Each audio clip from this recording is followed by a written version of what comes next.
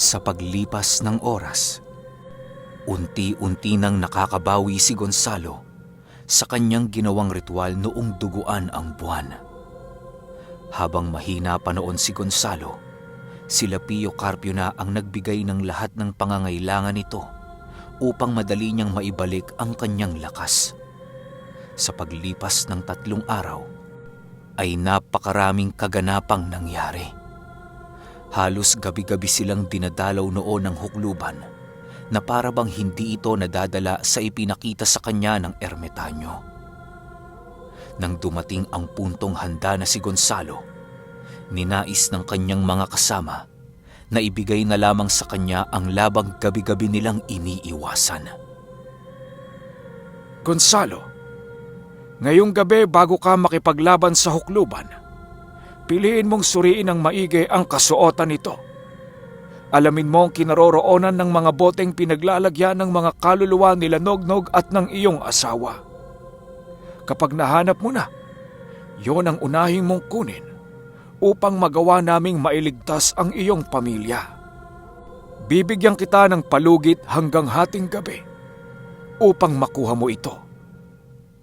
Kapag nabigo ka, wala na kaming magagawa para sa mag-ina mo. Wika ni Pio Carpio. Nang marinig ito ni Gonzalo, tumangulang naman ito at tumungo sa hinihigaan ng kanyang mag-ina upang tingnan ito. Sa paglipas ng oras, patuloy pa ring nananatili si Gonzalo sa silid nila Nognog. Hindi na ito nagawang pansinin nila Samuel sa kadahilanang yon ang unang beses na makita nilang napakaseryoso ng pagmumukha nito. Maging si Kaloy noon ay ilag sa kanyang kapatid dahil sa kakaibang asal na ipinapakita nito. Sa pagpatak ng dilim, hindi nagawang magpaalam noon ni Gonzalo. Habang siya ay papalabas ng kanilang tahanan, pinili naman nila Samuel na siya ay samahan. Walang pag-uusap noon ang naganap, na para bang susuong sila sa napakapanganib na digmaan. Sa pagbabantay nila Gonzalo sa kanyang bakuran, unti-unti nang nagkakaroon ng kakaibang pagpaparamdam ang mga nilalang. Hindi naman sila nagawang matinag nito dahil sa kanilang pagnanais na patayin ang hukluban. Bago pa man sumapit ang 9:00 ng gabi, doon na nga nila nasipat ang huklubang yon na papalapit na sa lugar ni Gonzalo. Marami itong mga kasamang nilalang na halos ang karamihan sa mga ito ay engkantong itim. Hindi naman nakakalapit ang hukluban sa kinaroroonan nila Gonzalo, kaya ang ginawa niya ay sinalubong niya ito. Hindi na siya nagawang pigilan noon ni Pio Carpio dahil sa ramdam ng mga ito na kayang-kaya na niyang harapin ang hukluban sa isang duelo. Paglapit ni Gonzalo sa nilalang na yon, nagwika ito ng, "Handa ka na bang mamatay, hukluban?" Kasabay ng pagbitaw ni Gonzalo ng mga katagang yan, ay ang pagsugod niya sa hukluban ng walang pagdadalawang isip. Hindi na nito nagawang makasagot, gawa ng masyadong mabilis ang mga pangyayari. Sa pagpapatuloy ng pagsugod ni Gonzalo, unti-unting nag-iiba ang kaanyuan nito. Nang tuluyan ng makapagpalit anyo si Gonzalo, laking gulat na lamang nila Pio Carpio nang masipat nila ang buong kaanyuan nito. Malayong malayo na ito sa kanyang dating kaanyuan na siyang labis nilang ikinagulat. Paglalarawan ni Samuel sa kaanyuan ni Gonzalo, punong-puno ito ng balahibo sa kanyang buong katawan at maging sa pakpak nito. Ang kalahating wangis niya ay tuluyan ng naging isang nilalang na nasa kaanyuan ng itim na usok. Sumusunod ito palagi sa gabunan upang tumulong sa lahat ng pagkakataon. Malakambing na din ang paanoo ni Gonzalo na siyang nagbibigay sa kanya ng labis na liksi at bilis. Kulay pula na din ang mga mata nito at meron itong nagsisitalasang pangil na maihahalin tulad mo sa pangil ng isang aso. Kulukulubot na din ang balat noon ni Gonzalo na kulay itim. Dagdag pa ni Samuel na maikukumpara niya noon ang kaanyuan ni Gonzalo sa isang itim na lobo na naging isang gabo ng aswang. Habang patuloy na nakikipaglaban noon si Gonzalo, kitang-kita nila Pio Carpio ang labis na paghihirap ng hukluban. Tinawag na nito ang lahat ng nilalang nakasama niya, pero hindi sapat yon upang salagin ang galit ni Gonzalo. Sa muling pagsugod ni Gonzalo sa hukluban, bigla siyang nakarinig ng isang usal na ipinalipad nito. Kasabay ng pagkarinig niya sa usal na yun ay ang dahan-dahang pagbalot sa kanyang paningin ng kadiliman. Dahil sa mga nangyari kay Gonzalo, pinili niyang makiramdam sa buong paligid. Ilang minuto pa ang lumipas, bigla siyang nakarinig ng takbo ng isang nilalang na papalapit sa kanyang kinaroroonan. Nang maramdaman ni Gonzalong malapit na ito, pinili niyang dukutin sa kanyang kinatatayuan ang tabak ni Mapulon. Paglapit sa kanya ng hukluban, agaran din naman itong umunday ng saksak sa kanyang katawan. Pagsangga ni Gonzalo sa armas ng hukluban, agaran din naman ang ginawang pag-atras ng kanyang kalaban. Hindi mo ako makakayang talunin sa kaanyuan kong ito. Noong una pa lang tayong magkaharap, ay alam kong wala ka ng pag-asa sa amin. Pasalamat ka. Nagtimpe at nakipaglaro sa iyo ang tiyuhin ko. Dahil kung hindi, matagal ka na naming inilibing sa lupa. Wika dito ni Gonzalo. Nang marinig ito ng hukluban, tanging pagsigaw na lamang ang nagawa nito dahil sa galit. Agaran nitong ibinalik ang wisyo ni Gonzalo sa totoong mundo dahil sa wala ng epekto sa gabunan ang ganoong abilidad na ipinamalas ng hukluban. Ilang minuto pa ang lumipas, biglang nasilayan ni Gonzalo ang matandang yon na dahan-dahang hinuhubad ang telang itim na nasa kanyang ulo. Matapos niya itong tanggalin, doon na nasilayan ni Gonzalo ang dalawang napakaliit na bote na ginawa nitong kwintas. Alam niyang yun na ang pinagkukulungan ng mga kaluluwa ng kanyang mag-ina, kung kaya't biglang tumaas ang pagmamalabis ni Gonzalo na makuha ito sa lalong madaling panahon. Habang nag-iisip siya ng kanyang hakbang na gagawin, bigla siyang napatigil nang masipat niyang itinataas ng huklubang yun ang kanyang dalawang kamay habang dahan-dahan ibinubuka ang kanyang bibig. Alam ni Gonzalong meron itong gagawin, kung kaya't ninais niyang pigilan ang matanda sa mga nais nitong mangyari. Pagsugod ni Gonzalo sa matandang yun, bigla siyang napatigil nang masipat niyang hinihigop nito ang lahat ng nilalang na nakikisawsaw sa paligid.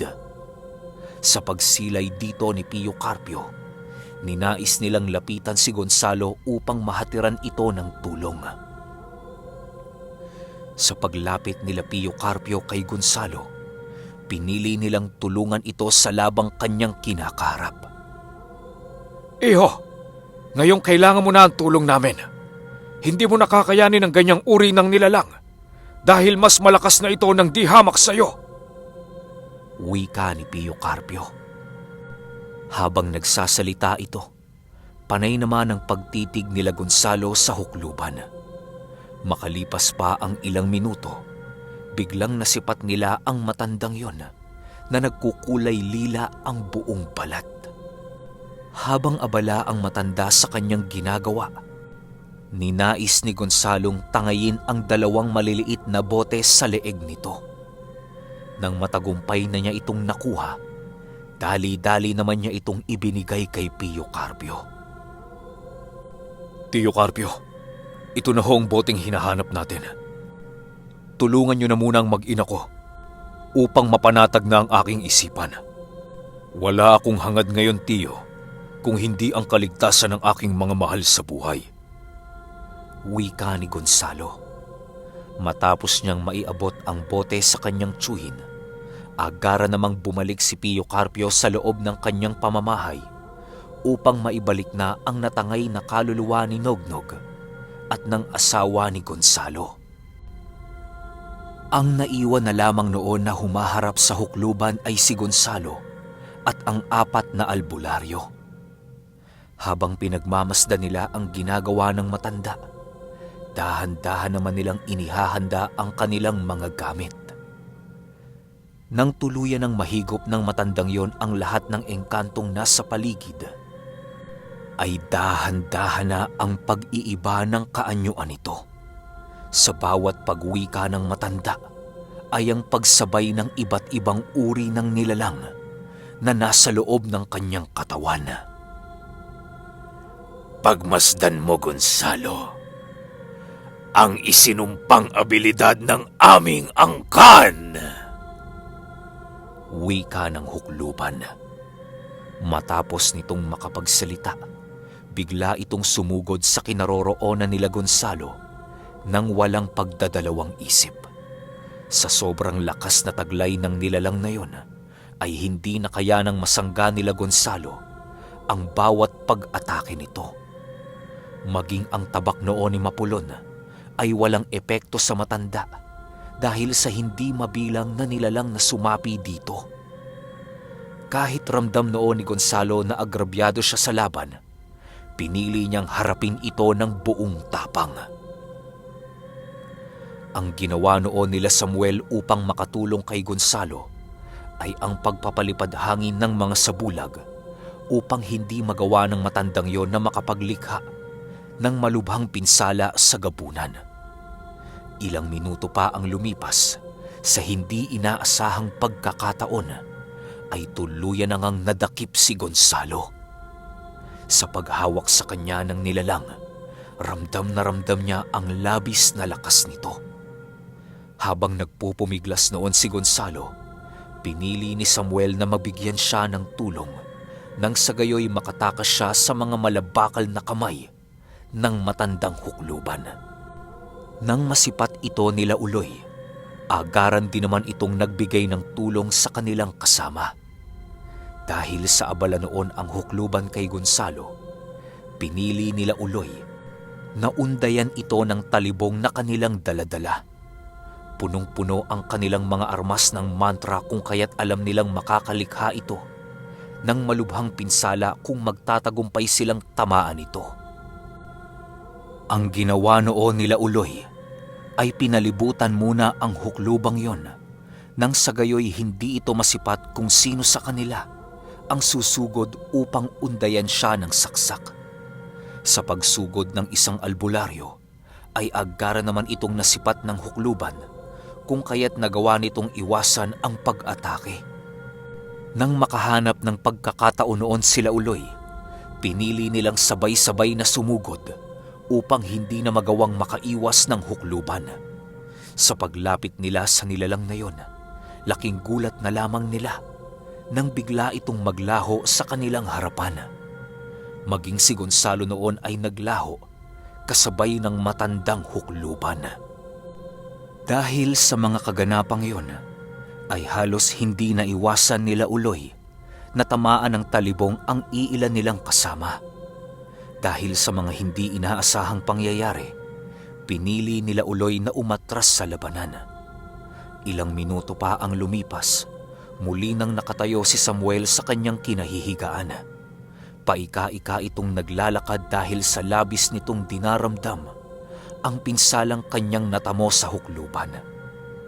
Sa pagsilay ni Samuel sa matanda, patuloy pa rin ang paghawak nito sa leeg ni Gonzalo. Hindi na noon gaanong nakakagalaw ang gabunan kung kaya't labis itong ikinakabahala ni Samuel. Pagsilay niya sa kalagayan noon ni Gonzalo, walang sabi-sabi, agara niyang sinugod ang matandang yon upang mailigtas ang kanyang kaibigan.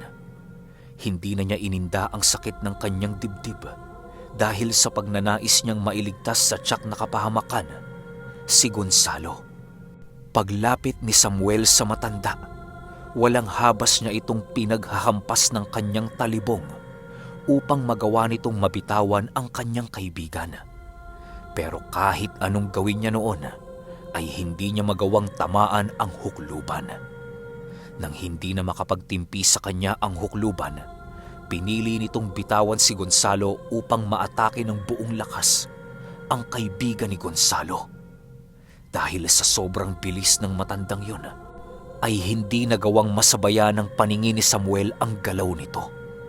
Paglapit sa kanya ng hukluban, agaran din naman siya nitong pinag-uundayan ng saksak, gamit-gamit ang kanyang matatalas na kuko. Matapos itong gawin ng hukluban, agaran din naman itong bumalik sa kinaroroonan ni Gonzalo. Wala nang nagawa noon si Samuel kung hindi ang bitawan ang kanyang talibong habang dahan-dahang napapaluhod sa lupa. Unti-unti na ding nanlalabo ang kanyang paningin dahil sa pinsalang kanyang natamo. Paglapit ng hukluban kay Gonzalo, pinili nitong baliin ang pakpak ng gabunan gamit-gamit ang kanyang dalawang kamay. Wala namang nagawa noon si Gonzalo kung hindi ang magsisisigaw dahil sa sakit na kanyang nararamdaman. Matapos itong gawin ng hukluban, agaran din naman siya nitong ibinalibag sa lupa na halos bumauna ang kanyang pagmumuka sa lupang kanyang binagsakan. Nang masipat ni Uloy ang ginawa ng matanda kay Gonzalo, wala na itong nagawa kung hindi ang sumugod upang maipaghigante ang kanyang mga kasama. Nang makalapit na siya sa matanda, bigla siyang napatigil sa kanyang pagsugod nang masipat niya ang malademonyong pagngisi nito. Kasabay ng pagsilay dito ni Uloy ay ang pagkuha ng huklubang yon ng kanyang armas.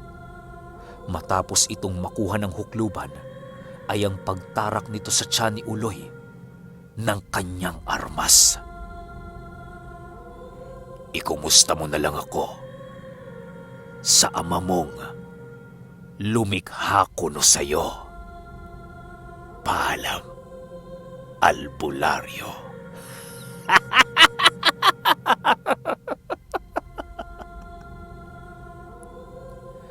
Wika ng matanda habang nakayakap sa kanya ang albularyo.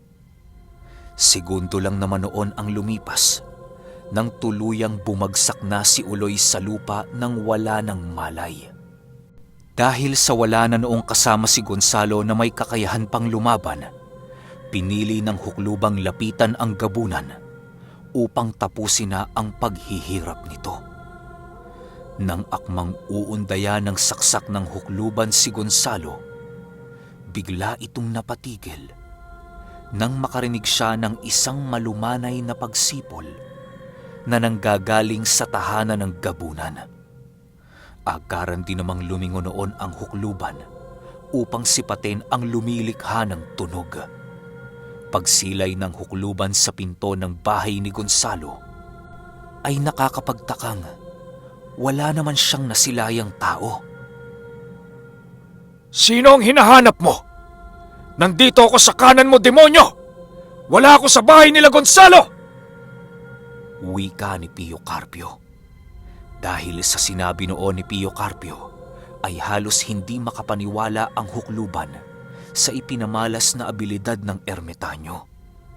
Sa paglingon niya sa ermitanyo ay kitang-kita niya ang pag-amba nito ng kanyang kumikinang na palakol. Alam ng huklubang hindi na niya magagawang takasan ang pag-ataking yun, kung kaya't ninais na lamang niyang makipagsabayan kay Pio Carpio. Nang akmang uundayan na naman ng saksak noon si Pio Carpio, ay wala na siyang nagawa kung hindi ang tapyasin ang kanang kamay nito. Matapos itong gawin ng ermitanyo, pinili nitong umatras na muna dahil sa hila-hila niya si Gonzalo. Nang tuluyan ng makalayo sila Pio Carpio, bigla namang nagising si Gonzalo. Tio Carpio, naibalik niyo ho ba ang kaluluwa ng pamilya ko? Nag-aalalang tanong ni Gonzalo. Huwag mo nang alalahanin ng mag-ina mo, iho. Magaling na sila. Patawad. Dahil hindi ako nakabalik kagad. Sagot naman ni Pio Carpio. Nang marinig ito ni Gonzalo, pinili nitong bumalik sa kanyang orihinal na anyo upang mayakap ng mahigpit ang kanyang tiyuhin. Habang nakayakap si Gonzalo kay Pio Carpio, doon niya nasilayan ang hukluban, natapyas na ang kamay. Nananatili lamang yung nakatayo habang dinaramdam ang sugat na kanyang natamo sa palakol ni Pio Carpio. Nang masilayan ito ni Gonzalo, muli na namang nanumbalik ang kanyang galit para sa nilalang na yun. Habang dahan-dahan siya noong tumatayo, pinili niyang makapagpalit ng anyo upang maipagpatuloy ang kanilang naantalang pakikipaglaban. Sa pagkakataong ito, alam na ni Gonzalong magagawa na nila itong talunin dahil sa kasama na niya si Pio Carpio. Pagtawag ni Pio Carpio ng gudor, agaran din naman itong ibinigay sa kanya ang mutya ng palakol. Bago tuluyang sumugod ang ermetanyo sa huklubang yun, pinili niyang sigaan na muna ang kanyang tabako upang makapag-isip siya ng maayos sa magaganap na laban. Sa pagsugod nila ni Gonzalo, wala nang nagawa ang hukluban kung hindi ang harapin sila ng buong lakas at tapang. Dahil sa wala na itong isang kamay, kung kaya't nahihirapan na itong makipaglaban. Ilang minuto pa ang lumipas at nagawa ng maitarak ni Gonzalo ang kanyang matatalas na kuko sa dibdib nito. Wala nang nagawa noon ang hukluban kung hindi ang magsisisigaw at hintayin ang kanyang kamatayan. Mamatay ka ng demonyo ka! At pagbayaran mo sa impyerno ng walang hanggan ang pagpaslang mo sa mga inosenteng tao, kagaya ng mga kababaryo ko at ng matalik kong kaibigan na si Suplito! Mamatay ka na! Sigaw ni Gonzalo. Habang patuloy siyang nagsisisigaw noon, dahan-dahan naman nawawalan ng buhay ang hukluban. Okay, yung 85, baka bukas ko na lang siguro i-upload kasi nilalagnat ako eh. Epekto siguro to ng vaccine. So, magpapahinga na muna ako para may energy tayo. Tapos, try natin bukas hanggang episode 90. Yun lang. Salamat.